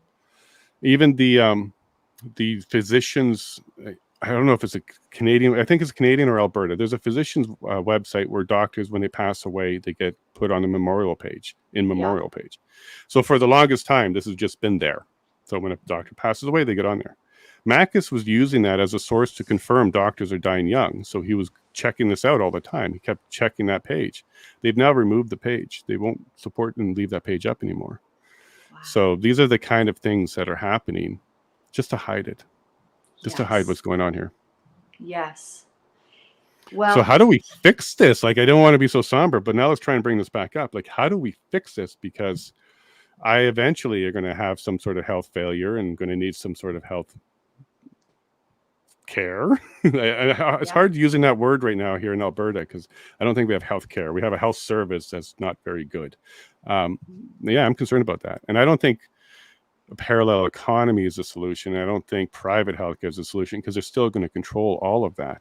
So I'm not sure what to do unless we replace these leaders and put in some stronger leaders and actually take back our country that way. I had an idea I want to run past you, Laura-Lynn, which I don't know. It's a political thing that maybe we can chat about. PPC has a chance to win some seats. I think the temperature is starting to get there. I think in certain areas in the West, there might be some areas that we can start getting a little bit more support there. Independents as well. There's a possibility. What if we targeted the balance of power that the NDP have? We're not targeting the PC, we're not targeting the Liberal, but we're targeting the balance of power because it's currently in the West and it's with the NDP. If PPC, independents, and others, just not NDP, Liberal, or CPC, start picking up those seats, I think we might be able to shepherd and steer the Conservative Party by being in the balance of power because they would have to work with us. So if we're not focused on winning the prime ministership here, but we're focused on getting enough seats to remove the balance of power out of the NDP's hands and put it in somewhere else, we might be able to shepherd whatever party is in, likely Conservative minority next, anchor them and shepherd them towards more conservative values. And then if it's Liberal, well, we still have the balance of power. So it doesn't really matter technically really who's up there. But if we could do that and focus on that for the next election or maybe the one after, there might be a chance to use that to shepherd the politics in Canada. What do you think about that? Yeah, I think that would be absolutely amazing. And every Conservative Party member should understand that a vote for the PPC is a vote to get Trudeau out. And having a PPC member that takes a position does not actually mean Trudeau gets in. It means that you get to collaborate with the CPC, in opposition to him when they act like Conservatives. So as long as they're putting forward conservative policies, if you're going to be on the same page as Trudeau about climate alarmism, then, the PPC is going to be there to bring some accountability and some understanding about how ridiculous that is. So if every CPC person would understand that if you just turn to a PPC, to your candidate in your area, you might be able to help to steer the CPC into being truly conservative, holding them to account. Right. We need to anchor them because they're just drifting right now. They're drifting to the left. So we need to anchor them, put a big chain on them. And I think Maxime would be a great anchor. I think he definitely would do a good job there. I think there's several others that might be able to step up, like Kelly Lorenz as well. That'd be another good one. Yeah, I think so. I would like to see Leslyn Lewis. I would like to see her become independent, maybe PPC. Leslyn Lewis is just fantastic. And people have said certain things. Oh, she's, with the Soros Foundation or like stupid stuff, no, not at all. She's really a solid person, but I pray for the day when Leslyn Lewis can be set free from the CPC because they will not let her be who she truly is. Correct. And Now, what if she was the face of the balance she's of power? stifled. What if Yes. that's what we're looking at here? And surround her with people like Max and others, like put it all forward. Yeah. Let's vote in the balance of power, and let's focus on the West, because that's where it is. Yeah. I know the PPC draws a lot of NDP voters, and I know the PPC draw a lot of Liberal as well. Mhm. And with the parental issue, they're drawing a lot of parents too, because parents are not supporting some of this propaganda and this gender stuff. Yeah. So I think there might be an opportunity for independents, PPC, basically those two right now in the West, to focus on the orange seats and getting enough for the balance of power. I like Or at least it. removing it from them, or at least removing it, because I even know that NDP people are they're jumping ship, because Singh is not not the type of person who does what they want. They're not for the workers. He's just bought off, and they know that. Yes. So it might be a time to conservatize the NDP side of things and bring it over to true balance of power, where we do have an effect on the House. Well, it's funny because the issue of transgenderism is the one that brought an NDP fellow to the New West riding, New Westminster in British Columbia, which is, highly NDP area. Our whole, our province is so. I know lost you're in that having way. troubles there. Yeah, you almost want to be like California, and almost Yeah. it's It's just so problematic. But there are people in the NDP, that they have a lot of common sense, and they have always been for wanting handouts or helping the people and whatnot. But they are not getting this new Jagmeet Singh NDP party, and they are not pro transgenderism. They simply are not. They are actually yes, grandparents. They are, or raising, kids later, and like none of this was a thing. Like right, until a few years ago, we never heard of this, and now it's a thing. There was a few crazy prostitutes that were, acting like women and putting on women's clothes, or there was, the odd person in our society who everyone, grandma told you to stay away from or whatever. correct. But now, the way that the NDP and the Liberals are trying to make this all normal, like, oh yeah, like this is totally like, this is, it's always been like this. No, actually, we just remember not even 10 years ago when it wasn't like this at all. And you weren't trying to tell our kids that they can be transgender, and everyone and their dog wasn't, having a family member affected. Oh, now little Jane wants to be Johnny, over in, our cousin. And, it's just so sad. And everyone knows this is wrong. Something is going on. And so they don't want to put up with it. So I do think that could actually draw, because Maxime Bernier is so outspoken about that. And also, I do believe that most of them would respect his desire to not see late term abortion. I do Mm-hmm. believe even those that want, choice, and they want women to have, a choice there of that, feeling, still would have to say, well, yeah, I actually don't think that you should take a third trimester baby that is fully functioning and actually could survive outside of the womb, that we should be allowing that baby to be killed in the womb. And so there might be a joining together, and I do hope that there is. I hope there's more and more and more of all kinds of folks, and those that are also really social conservatives. They should not be placing one more vote into the Conservative Party of Canada. If you truly are social conservative, you value life, you value that a man is a man and a woman is a woman. You value not, killing the elderly with MAID, Mm-hmm. and offering everyone who's depressed the opportunity to die as fast as you can. You just value life. Every one of those people should just say, I'm going to give a shot to the PPC. And Maxime Bernier is one of the kindest people I know, actually, and he gets such a bad rap. He is very humble. People think that he's arrogant. I don't know if that's his French accent, or they relate it to former people such No, as those are going to be people that didn't get what Gretchen. they want, so they'll say that. Right. Because he's Could not be. arrogant. He's not arrogant at all. He's Like maybe not. their personal encounter might have been not the way they wanted, but I Mhm. have not seen arrogance out of him yet. No. And it's funny that people would say stuff like that. The other thing they say that is so bizarre is that he's an opportunist. So he's just being, and I'm like, an opportunist to I can confirm actually, that's not true. right, stand I can tell against you the right now. grain. Mm. Yeah, and fight for good values. That's not an opportunist. Just so you know, if he really was an opportunist, he'd be just touting, what the media is saying, so that he could get maybe more clicks on his site, or more fair articles written about him, right? But he's not. He's actually going, we have a problem because we have a death culture, as he calls it, a death culture. He sees that as a problem, and so very few people actually do. So he's a real hero, and he has been, like, just so slammed to the ground on his losses, the losses he's had to take. Like, he's been broken as a being, and he Mhm. still gets up, and he still fights. Yeah, He and he doesn't literally have is to. a He could hero. retire. He can go into the public sector. He can do a Sure. bunch of things right now and take care Sure, of. he could. He could almost retire if he wanted to. Absolutely. There's something else going on. He believes that he can help.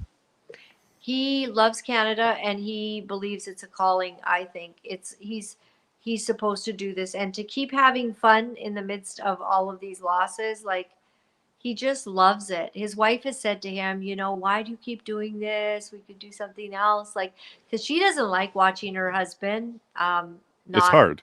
yeah, being trashed in the press, and being Hmm. lied about, being smeared, and his reputation sullied by all these terrible CPC people, of all things, liars. Like, they're Yep. blazing liars.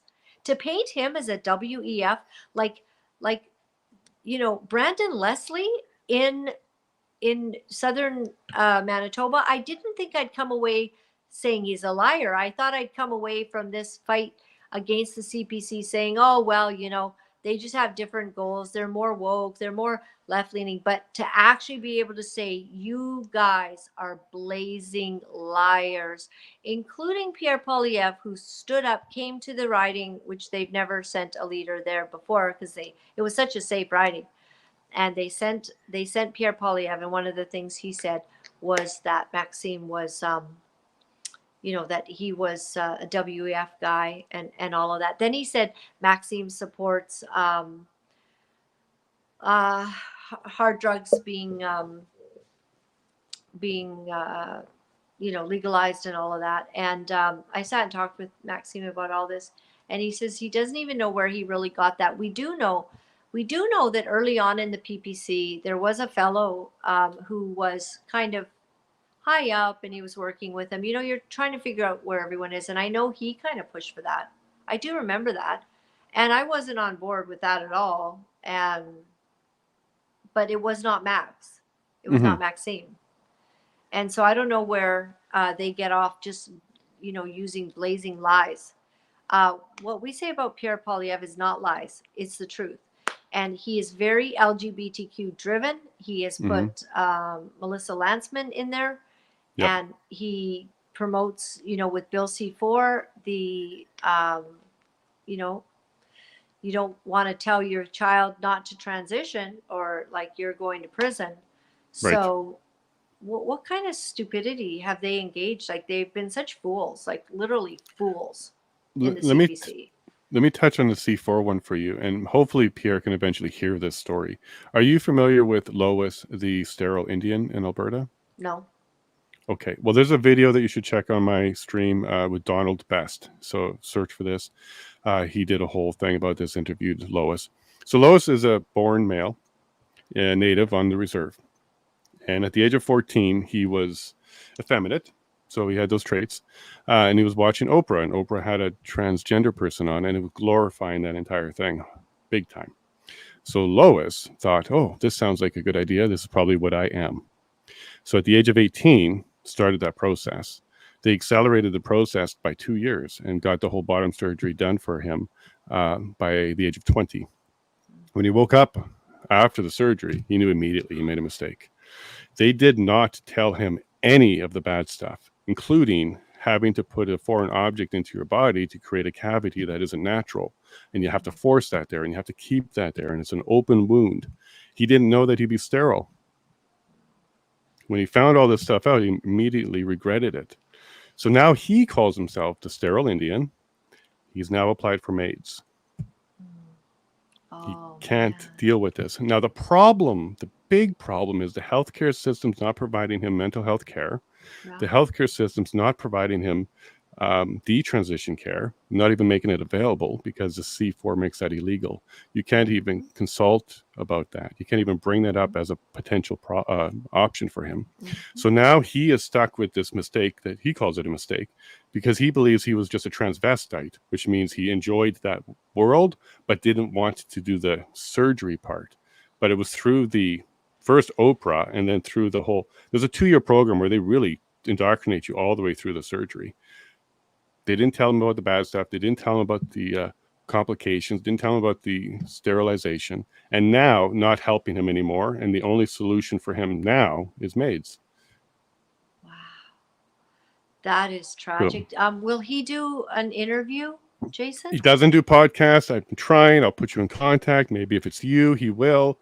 Donald Best can maybe help us on that as well. He lives here in Alberta. To talk to him. Oh, see, this is what they've done, and there's so many stories like this. Like there's thousands of those. The reason we fight is you're hurting kids. You're literally destroying lives. You know who really helped me to understand this was Jen Smith. So he dressed like a woman for many years, and he was involved in prostitution. He was involved in all kinds of things, but he just felt comfortable because he had been abused and stuff, and there's all kinds of psychological reasons that he could very well point out to why he did what he did. But he said to me, the reason that they're lonely and they commit suicide. Okay, think about it. So if you're gay, you get attracted to men. So if there was a woman who wanted to be a man, and you tried to create one of those, have you all seen those really gross penis? Pictures? Yeah. It's not functioning, and Do you really think it doesn't function? Do you think a gay guy wants that? No, what happened was Lois's spouse or partner left him, by the way, after the surgery. Course. It was not what he was interested in. Of course. Because a gay guy doesn't want to be with a fake man. Correct. So or somebody with the mental capacity to want that, right? There's also a mental issue there too. Sure. So does a lesbian want to be with the woman who now has altered her body to get this penis? Well, no, then a lesbian's not interested in you. Does a heterosexual want to have a relationship and have you as their lifelong partner with something that doesn't work and you look weird? No. No. Who wants you? Nobody wants you. Nobody wants to have a sexual loving relationship with you because you've done this. And this is the pain and the harm, like this poor gentleman that you're talking about, that nobody talked about it. And now it's illegal to talk about it. So people with convictions would probably try to help a young person now, but it would be in secret because now potentially you're going to get fined, imprisoned, get your designations taken away, and face all kinds of trouble if you are caught. And how many people are going to be doing the setup now? They're going to try to coax someone to give them advice on not transitioning so that they can entrap someone and get them in trouble, right? So now, this Bill C4, put in by the CP. I play it routinely on my broadcast so that everyone can see. Every Conservative member of Parliament voted in unanimous consent with the Liberals and the NDP. Everyone who was there that day. There was some MPs that weren't there, and they might have strategically not been there, and that's sad too because they should have been standing. We're surrounded by cowards. Yep. The world's going to hell in a handbasket. and everybody's just, "Oh, I'm too afraid," I don't know what happened, but I can't live like that. I can't be happy like that. I will hate myself. I will hate myself if I don't just stand and Yeah. tell the truth and do what needs to be done. I can't not do it. It's a calling, just like I'm sure you feel that too, Jason. But Yeah, I I'm wish that protecting my members of child with parliament feel disability. that. Yeah, yeah, I Right. have a child with disabilities, and we homeschool, and I'm pretty sure Good for that the you. trend is going to be they're going to tell me I can't do that, and they're going to come and say you are not qualified, so we're going to take care of that and indoctrinate all my kids. I'm pretty sure if we don't stand up and stop this trend, that's going to be one of the next things is homeschooling. They're going to come after Yeah. homeschooling. Yes. Yeah, and then but they'll first go after homeschooling by saying, well, for children with disabilities, they definitely need special care. So we'll start there. And then it's going to be children who are below the standard that we're testing. Then we'll go to that group. And then it's going to be all homeschooling. Yeah. Like that's how they Yeah. do that. Yes, it is. Yeah. So I'm convinced that that's going to happen. And I And then do what? not want that situation when they show up at my gate and say, we're taking your son. Oh my gosh. No, Jason. No, we Right. do So not want that. it would be too late at that point, I think. We have to fight So now. Well, 100%. people are getting their kids out of the public school system en masse. There's a lot of people deciding that this is the year that their kids will not be going to school, and then it's That's going to wonderful. trigger them looking at homeschooling. So we can Right. see all of that. Listen, guys, we got a big problem. We You're need to gonna replace these people.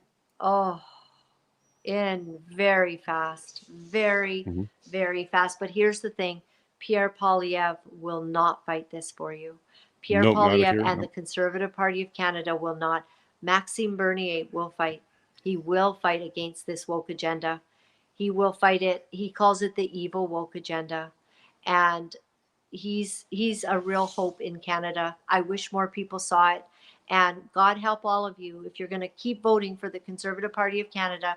They will get in. We'll get rid of Trudeau potentially. I mean, Trudeau might cheat his way into winning again. That is a Mhm. possibility.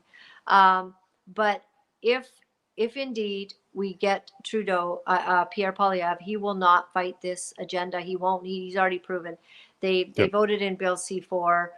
They're going to stand with this LGBTQ nonsense. Do you remember they were applauding, hugging, and crying Oh, for Bill C4? it was A so whole ugly. lot of them.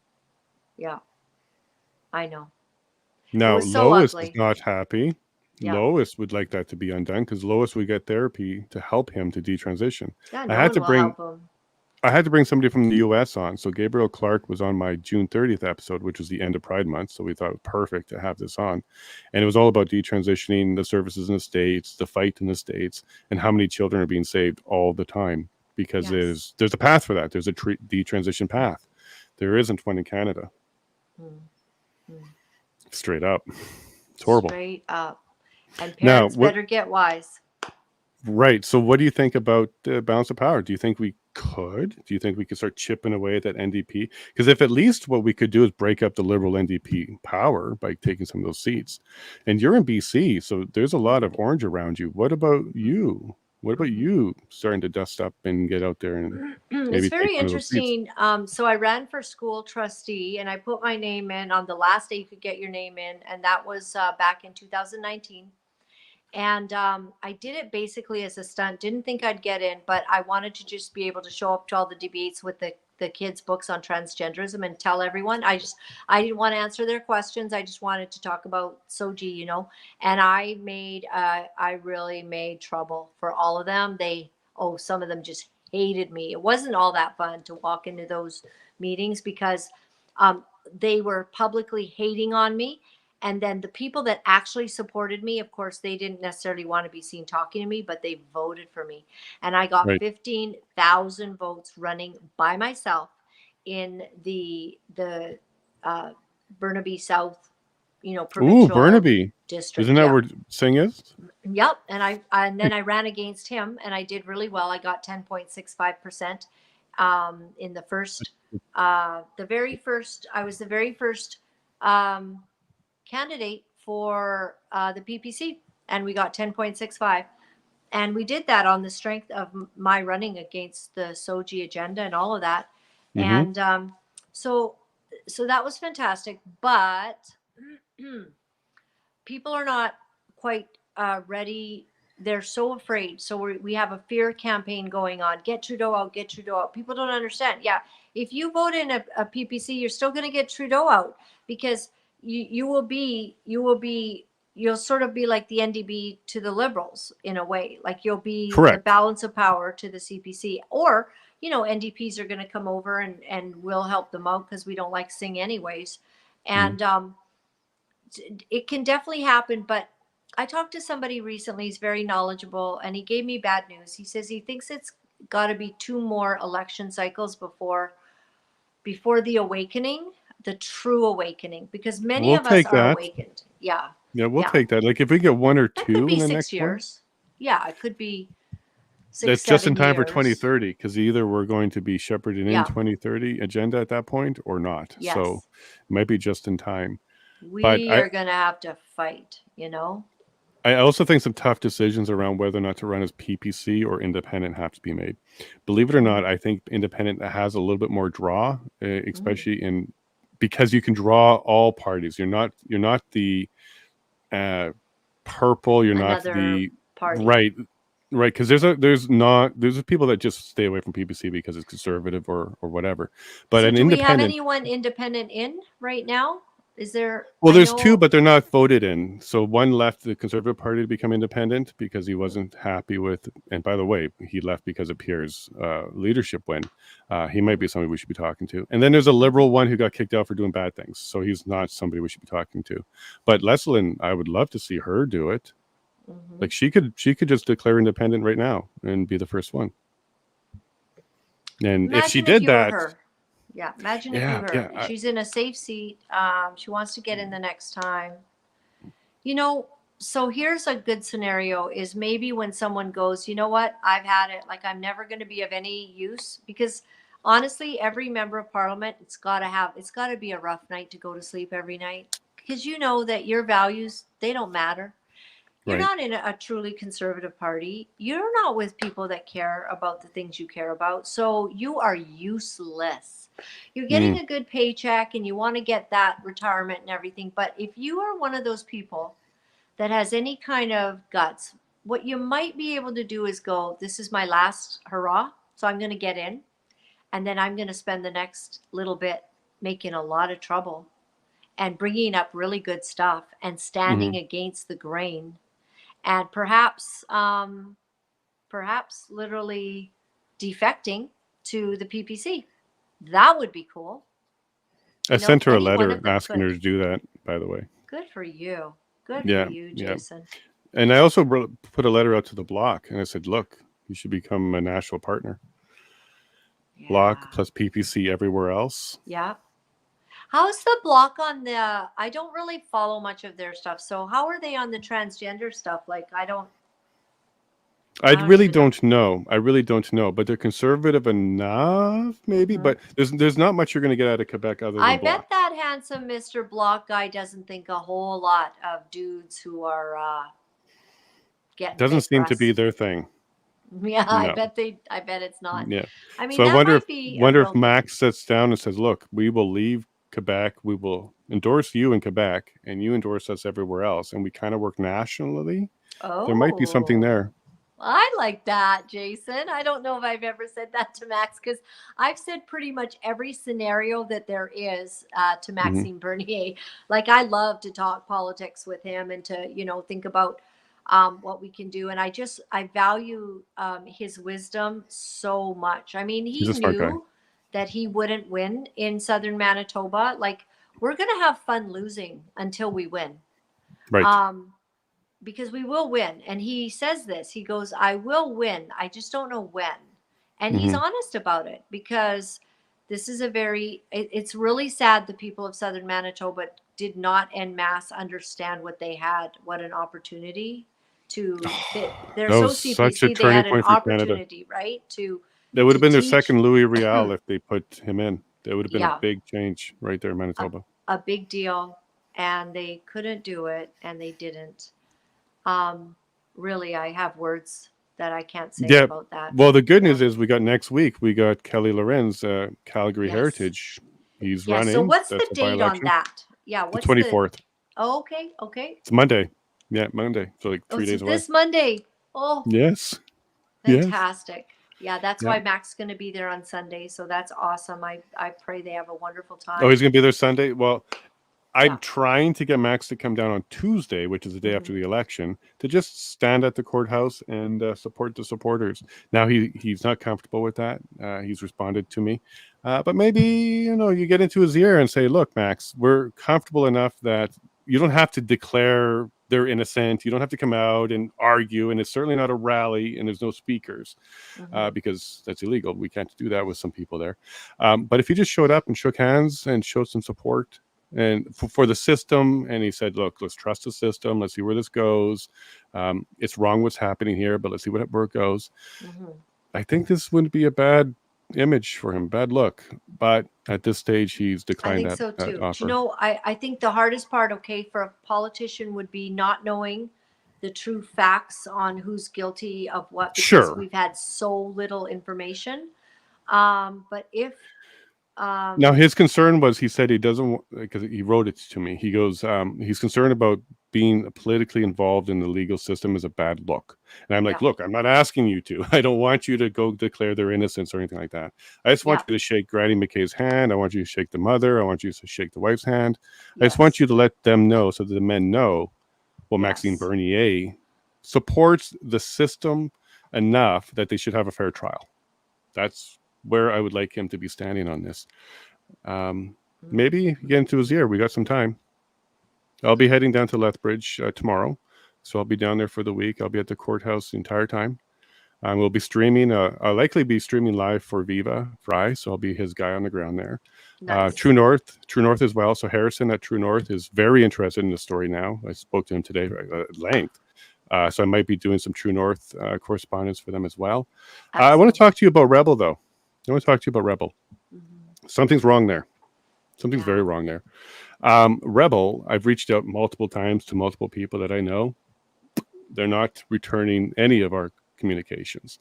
They now, in the last couple of days, have been reporting on the Coots 4. They're using the Newsweek article that we participated in. So Granny, Donald, and myself sat down with Gord McGill, who wrote the Newsweek article.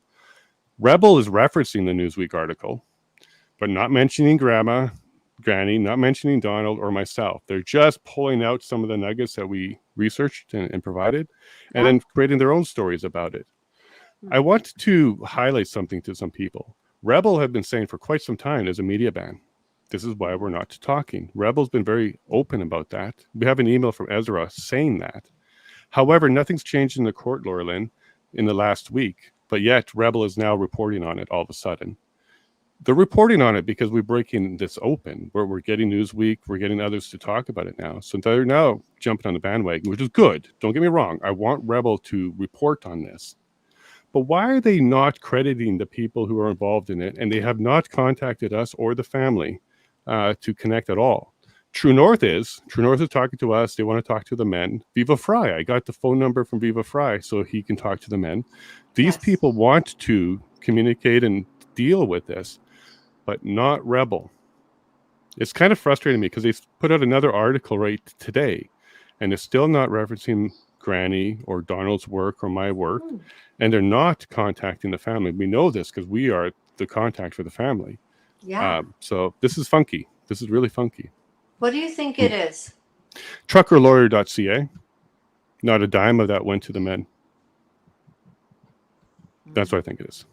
Now, since I started saying this online, they've now changed the website truckerlawyer.ca. They've basically hid it, and it's now just a regular donation page. However, they've been collecting up till a week ago, but not a dime went to the Coots men. And also, because I found this out through Bridget Belton during my interview with her, there's a lot of unrepresented truckers from Ottawa that have no legal representation still. So truckerlawyer.ca, I think, needs to be explained. It sure does. I'm sad. Everyone gets compromised. Everyone has their agenda, how they make their money, who's paying them. Now, I want to tell you a rumor that we're working on.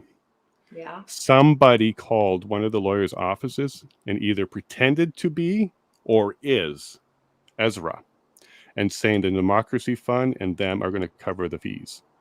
family is all in kerfuffle right now because we don't know if this is true or not. Ezra hasn't confirmed. I've asked him online and privately, haven't confirmed or denied, by the way. But we've gone as far as the lady who took the phone call listening to Ezra's videos, and she says, yeah, that's the voice. The phone number checks out, but we can't get confirmation, and no checks have been written. But just a few days ago, one of the lawyers received a phone call from someone claiming to be Ezra. We can't corroborate it, though. He won't answer that question.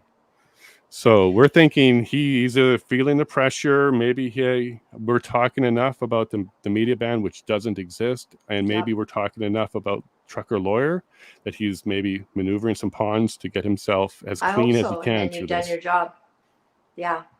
I'm waiting for some confirmation or denial. Like, I love it. Good. Put them all on the spot, and may everybody be honorable and have integrity. May we all not be bought and paid for the truth. May we stand by what is right, to our final last breath, and stand for righteousness in this nation. My phone went from 20% to 10% to now it just went like a dark. We're at the end here. Yeah. I know. You did the full time. Oh, she just left. She just told us that her phone was dying. So we know what happened there. That wasn't CSIS. All right, guys. I'm pretty sure she just watched her battery die and she feels awful. But listen, Laura-Lynn, that was a wonderful interview. Thank you very much. I know you gave us more time than you were able to give us. So thank you very much. That was great. Even your phone said enough's enough. I appreciate that. Well, folks, how did you like that one? We kind of got into political stuff about how can we fix Canada, replace leadership, balance of power. What do you think about all that? Are you starting to think maybe strategically some well-placed independents and maybe even some PPC, if they can get the support, might be able to create the conditions where the NDP lose the balance of power? Because I think if that's accomplishable, we don't have to try and become the prime minister at this stage, but we certainly can try and influence their policies and the way they work. Because I don't think the Conservatives or even the Liberal would end up with a majority government in the next round. So it's going to be a minority government. So you need that balance of power. Do you want it to be the NDP again? Really? Or do you want it to be somebody else? Because if we establish a strong, independent balance of power, kind of doesn't matter if it's liberal or not. Like, in a lot of ways it does matter, but you hear what I'm saying. If the power is with not the governing party and they have to work with people like us, that might be a good thing. And we don't need a lot. There's 338 of them, I get it, but a dozen, a couple from each province would give us quite a bit of power when it came to that. And then what do you think about maybe the PPC teaming up with the Bloc? PPC leave Quebec, because you're really going to be difficult to establish any anchors there. But the rest of the country, Bloc has 45 seats or something like that at this stage. That's a good chunk already to team up with if you're the PPC, if you're doing a national thing. There's some ideas there. Maybe Max will think about it. And what do you think? Do you think he should stay away from the Lethbridge courthouse? Do you think he should stay away from talking about the Coot stuff? He is retweeting some of our stuff. And again, I am in contact with him, and he has made it clear that he doesn't want to be the story. He doesn't want to be the center of attention for this. And this is how I know he's not an arrogant man. This is what I was alluding to before. He doesn't want to be the front and center for this. He wants the justice system or legal system and the matter itself to be the focus and the men itself. I get it, Max. I do get it. So then don't wear PPC gear. We're all wearing white. So wear a white top if you come, Max. We're not dressing up in any logos or anything. Just shake some hands. Some of the mothers will be there. Some of the a wife will be there. Some of the children will be there. It would be nice to support the family in that way, Max. It'd be good to see you there. And then I get to see you again. It would be kind of cool. I've seen you online. I've interviewed you. I haven't shaken your hand yet, Max. So, comment ça va, monsieur? Come and hang out. We'll treat you good. Even if it's just for the Tuesday, that's good. The 25th is the day that we're really trying to show the men, because they do have to drive in, and the judge and lawyers. We want to let them see that these men are loved, they're supported, and the community is ready to accept them back. I think that's an important message, because if they're thinking about bail or anybody's got to consider bail, Seeing the community not afraid of these men, seeing the community ready to support these men and accept these men might be the last little piece that tips the scale to allow bail. Okay, the goal here is bail. They should be able to sleep in their beds and hug their children. 100%. Now, Max, you're not going to move that needle, but what you could do is you will absolutely inject a ton of hope into these men and these families. Not that you can do anything, but that you support them. Okay. 523 days. It's a long time. So, Max, if you're up in Calgary for Kelly on Monday, come on down. That'd be kind of cool. And then if you can make it as well, if you're watching this and you can make it, please do. I'll be there. I'll be wearing white, so you won't see the plaid. But I'll have my hat, I guess, and you'll find me. I don't think you'll miss me.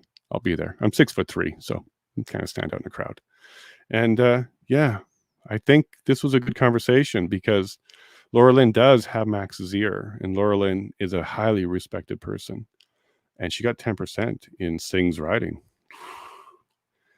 Could you imagine an independent or a PPC candidate taking Sing's riding? I kind of like that. And I think that it might be a 2-election thing to do this, Laura-Lynn, like you thought. But you, Max, maybe even me, picking up a seat in this election might be the snowball that gets this thing rolling. So let's take a look at that. I would be down. I'm still staying independent, but I would work with the PPC if the goal is to have a balance of power. And that's where we're focused. And we're focused on maintaining the balance of power in the West, because the West really needs to have a voice finally in this country. And that's certainly one way to do that. I believe so. So look, find good candidates. I'm working my best to become one of those candidates. And this entire show and everything I'm doing here is my university of politics education. I didn't go to political science. I didn't go through the normal system at all. But I do need to learn policies. I do need to learn about the important issues coast to coast. So this is why I talk to Canadians coast to coast. Political leaders, average Canadians, all types. Reporters, movers and shakers, people even like Jeremy McKenzie, who is a very important person and striving hard to help his country in his way. So if this is what you think an MP should be, I would encourage other people to kind of do this. I know that we're getting some traction with Rob Anders, who was an MP. He's going to start doing podcast stuff. Morgan May out in Nova Scotia is going to run as an independent now. And I'd like to see Laura-Lynn do it as well. Burnaby. You should pay attention to her. She's got the right heart. And I believe God is guiding her as well. So on that one, folks, thank you very much for joining me and then putting up with, we had to do some stuff at the beginning. We brought Granny in, got to talk to her, which I always love talking to Granny. So thank you all very much for this episode. I do appreciate it a lot. But I'm not done for the day. Typically, I click a button and then I'm done for the day. I can kick my boots off, take off my hat, and go relax. It's Friday, not tonight. 8:30, I'm going to be on Clyde Do Something on YouTube. He reached out. He offered me to come on the show. He starts at 7:30 our time here. Yeah, and then I'll be on at 8:30 our time. So he'll do an hour, and then I'll be jumping on his show. So if you're not done with your fill of J yet, go ahead and check out Clyde Do Something tonight. We'll be live. And other than that, I'll see you Monday in Lethbridge. I'll have a new studio there. And yeah, we're gonna support these men and report it back to you. And Rebel, no hard feelings at all. Like, I really don't care if you're embarrassed, ashamed, or not. I really don't care what's going on within your four walls. But you're not demonstrating the best of alternate media, and you're not demonstrating what we should be doing. We should be working together, Rebel.